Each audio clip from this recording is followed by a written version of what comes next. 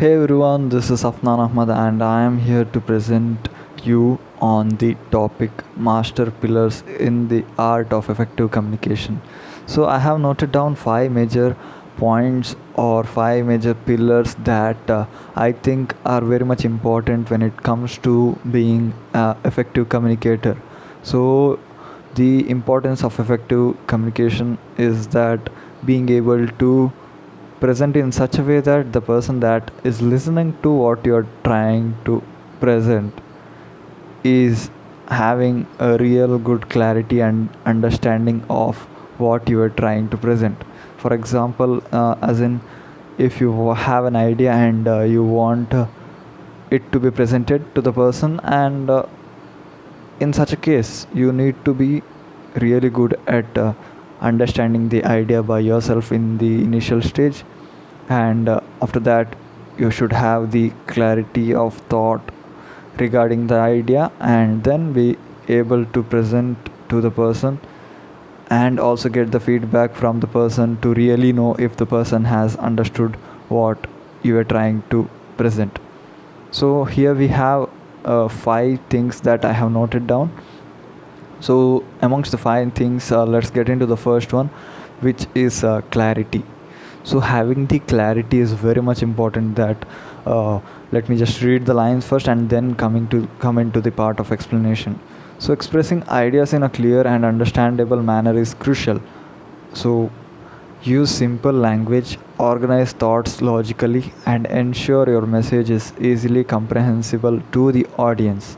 So the expression of your idea has to be very clear and something that is easily understandable. So this could only be possible when you use a very simple language. So the use of simple language is possible when you have the thoughts organized properly. So though when you have the clarity is when you will be able to provide that same clarity to the person that is listening to you, and that's when the right kind of a message is sent to the person that is listening to your words. So coming to the second point of the pillars, we have the active listening. So the communication isn't just about speaking, it's also about listening. Pay attention to the others and understand their perspective and respond appropriately. Engage by asking questions and showing genuine interest. So the very wrong idea that people have about communication is that you have to just talk. No, that is not the right thing to do or the right way to do it. The very integral part in the communication is listening to people. So you need to be an active listener when it comes to communication. So it's not just that you talk about it, it's about what you listen to and how you understand what you have listened. So you need to pay attention to the people that you're listening to and understand what their idea is as well. So it becomes very much important in your part of communication. So this could be enhanced by engaging in asking questions and showing genuine interest. So the idea of genuine interest is that when you show genuine interest in something is when you really understand it, rather than being it forced one or something that is being forced to you. So the third point that we have today here is the empathy. Empathy is very much important. Being empathetic helps in understanding others' emotions and viewpoints. So you need to be somebody that is very much ready to understand others' emotions and viewpoints. So a lot of people aren't empathetic when it comes to communicating. They just want to keep their point and move on. And it isn't something that you do when you want to be an effective communicator. So you need to understand by being empathetic about how the person is feeling for your words that you have been delivering to him. So and also understand why exactly is the person having such a viewpoint. So once you do that, it becomes easy for you to communicate. And that is what is going to create a real connection between you and the person that is listening to your talk or your words. Let's move on to the fourth topic, and fourth pillar here is non-verbal communication. So it's not just the words that affect the way you communicate. Here we have the three non-verbal cues that are mentioned. So the initial one is the body language, the facial expression, and the tone of voice. Usually when it comes to the call or the Google Meet, as in the virtual communication part, there isn't a lot of things going into the body language, but a lot could be going on into the facial expression. So body language comes in picture when you are presenting and people presenting to a larger audience, and it is more of like offline setup, and you have a lot of people around you, and they are having a clear vision of you as in a person when you're talking. So in such a situation, body language becomes very much important.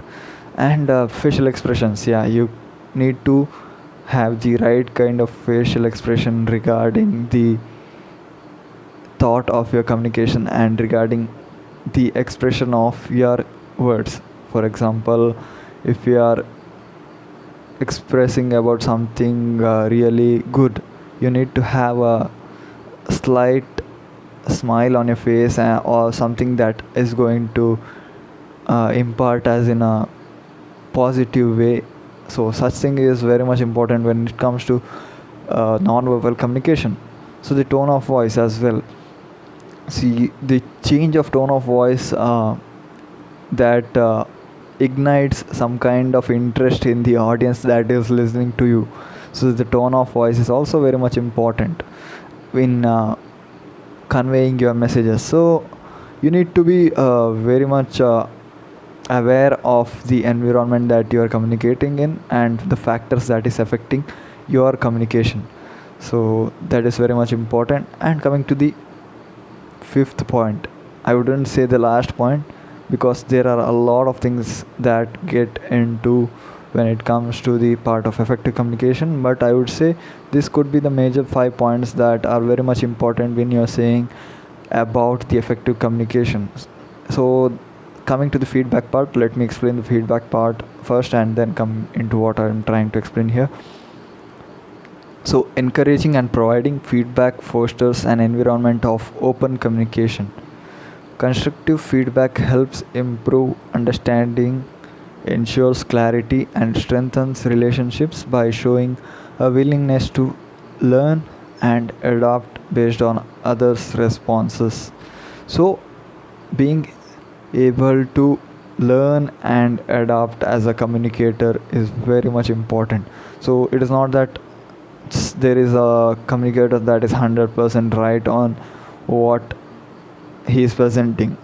It is always something that he's been able to do better.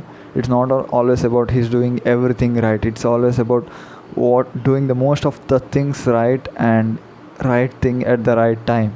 So you need to be a person that is ready to take a feedback from people that you have communicated your idea and words to. So you need to be able to understand why the person has given you the feedback that you have got.